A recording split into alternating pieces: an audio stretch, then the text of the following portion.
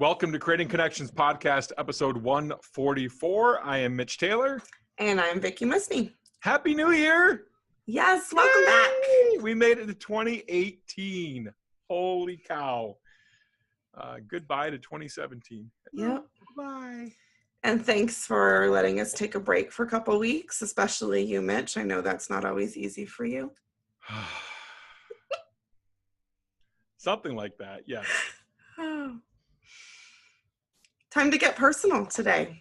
Yes, we have a personal topic today, and I believe Vicki is going to share a personal experience. Yep. And we're chatting about bouncy houses, closets of clothes, and Star Wars.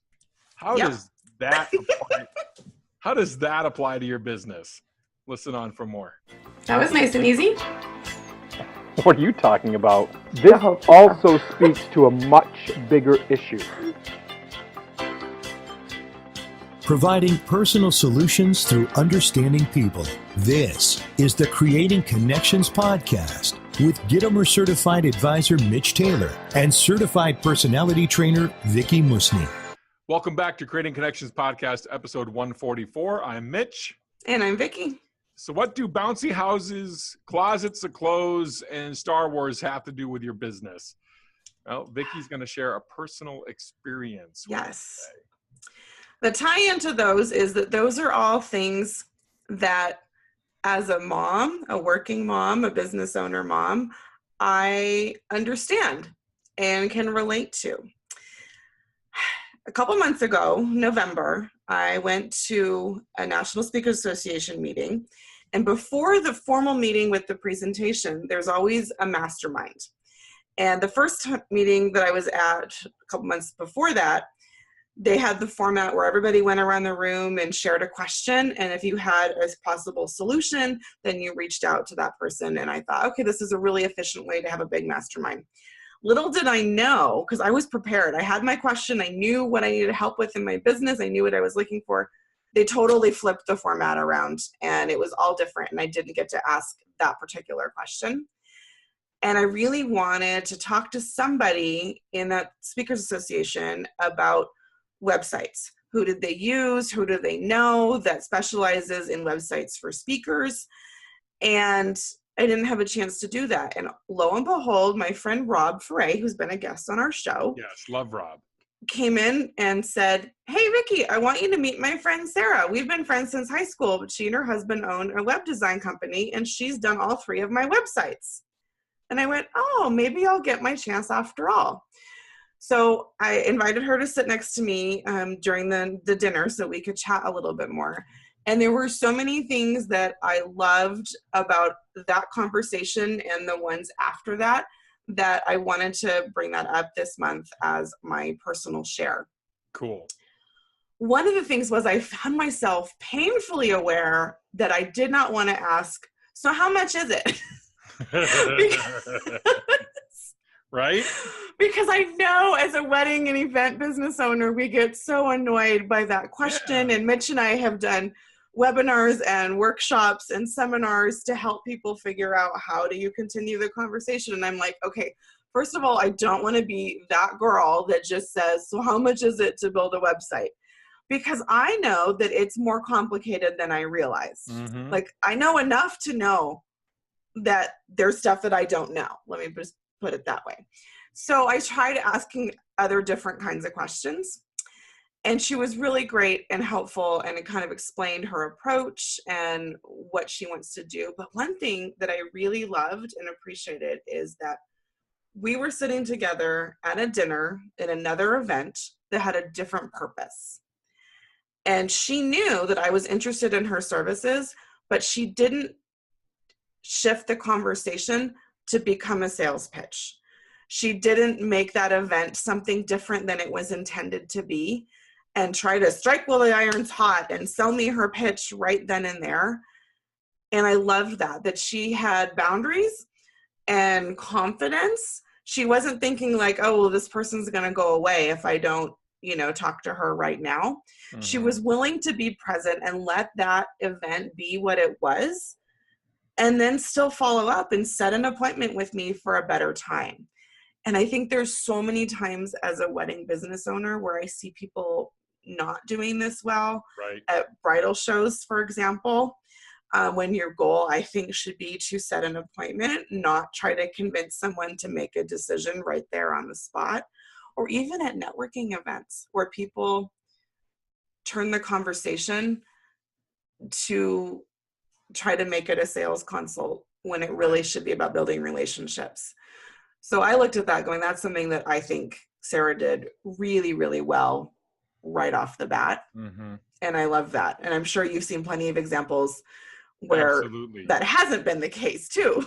So again, I want to bring it back to our topic, our title. Well, that was one lesson. Okay. Right. But the Bouncy House, where does that come into play? So then we scheduled our first meeting, and we waited. I met her right before Thanksgiving. So we scheduled our very first consult, was shortly after Thanksgiving, maybe like December 1st. I don't remember exactly when. And knowing that I'm not a techie person, and that yes, I use the internet and I do Zoom stuff with you all the time, but I don't love the behind the scenes. I don't care how it works. I just need to know that it does. Yep. But I know there's stuff about websites that I needed to understand. And what Sarah was really great at is using analogies that I could understand. She talked about, I don't even know the technical terms, so if you guys are watching, you can laugh at me, but no. She talked about an analogy, closets full of clothes. Like there has to be a place for everything. And in my head, I could picture, oh, okay, that makes sense to me. I get it. I know where my shoes are and I know where I hang my dresses versus where I hang my shirts and my pants. So you're organizing different things that have to do with my website somewhere else. Okay, I can relate to that. Then she talked about server options, and she goes, okay, so imagine a bouncy house. If everybody's all around the same size, it kind of works. But then you have that one really big kid that's too old for the bounce house that jumps in, that's going to mess up your server. And if you reach that point, or if there's so much more activity, then you need to get your own bouncy house. And I'm like, oh, okay.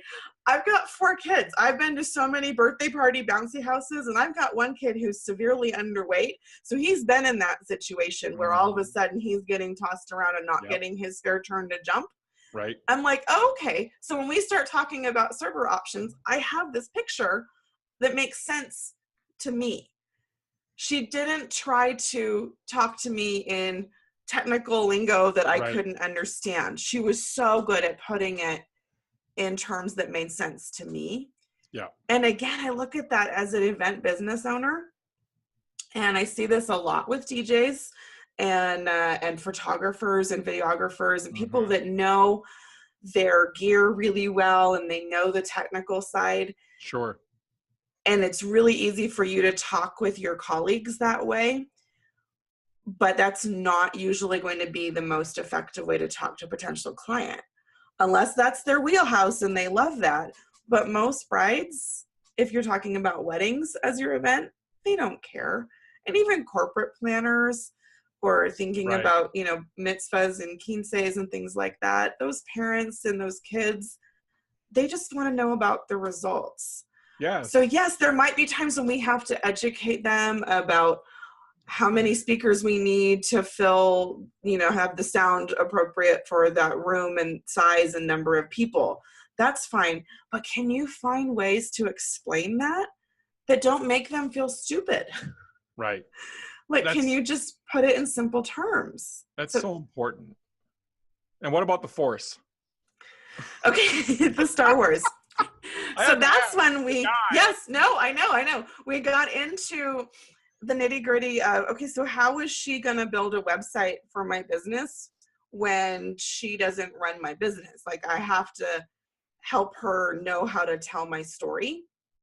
So that's when she started talking about specific storytelling angles and how really we want to solve someone's problems. And she used all these great analogies about heroes, and she talked about different conflicts in Star Wars, and not to say that either us or the client are evil, but that there was this inner conflict, with Anakin Skywalker becoming Darth Vader. And so what kinds of inner conflicts are our potential clients that we're trying to reach having? How can we, use the Force for good and help them solve their problems?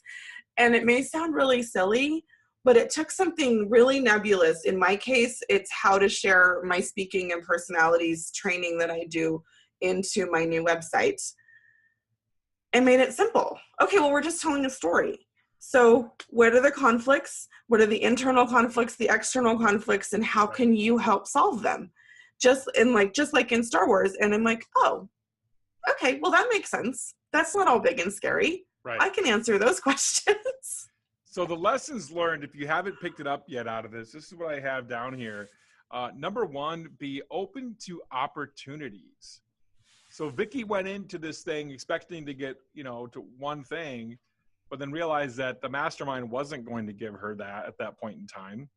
But yet she got introduced to a friend of Rob's that made the connection.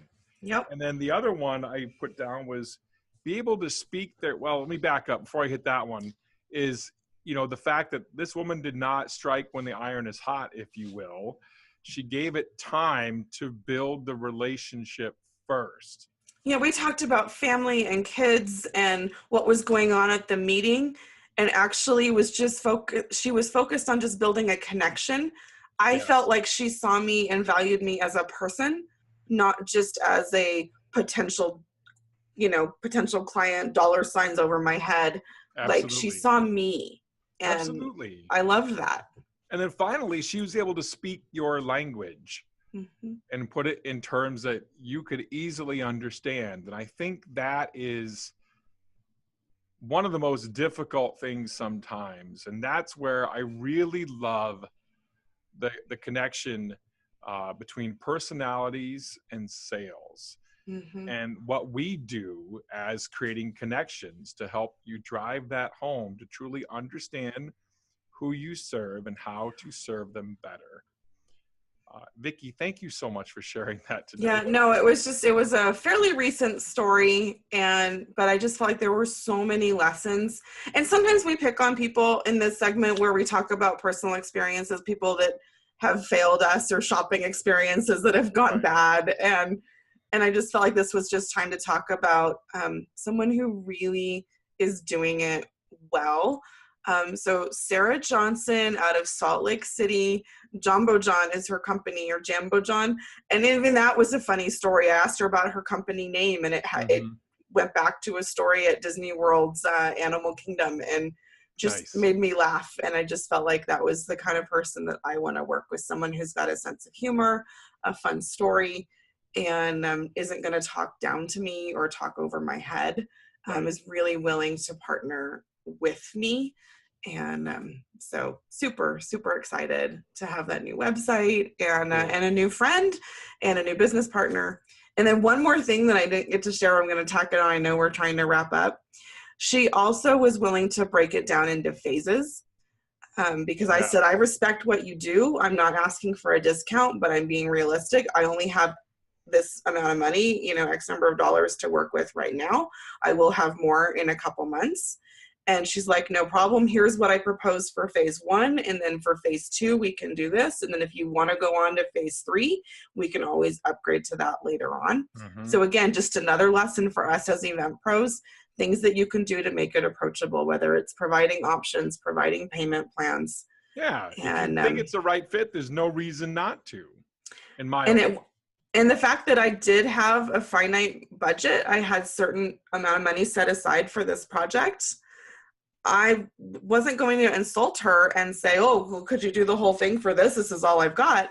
It was like, okay, well, what can we do within this? I do value what you have to offer, and I want to do business with you, and I will come back and do more business with you down the road.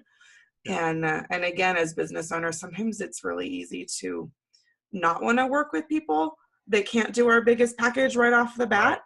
And sometimes being able to offer them a smaller option they can build on and making them feel valued works better. Is a good way to get long-term business. So absolutely. That's my story about Sarah. Thanks so much for sharing your story, Vicki. That was great. This is episode 144, Creating Connections, kicking off the new year with a personal story. Thanks so much for sharing. I'm Mitch Taylor. I'm Vicki Musney. Creating Connections podcast, providing personal solutions through understanding people. We'll see you next time. See you again soon. Thank you for listening to the Creating Connections podcast with Gittimer Certified Advisor Mitch Taylor and Certified Personality Trainer Vicki Musney. For more information on providing personal solutions through understanding people better, visit creatingconnections.biz.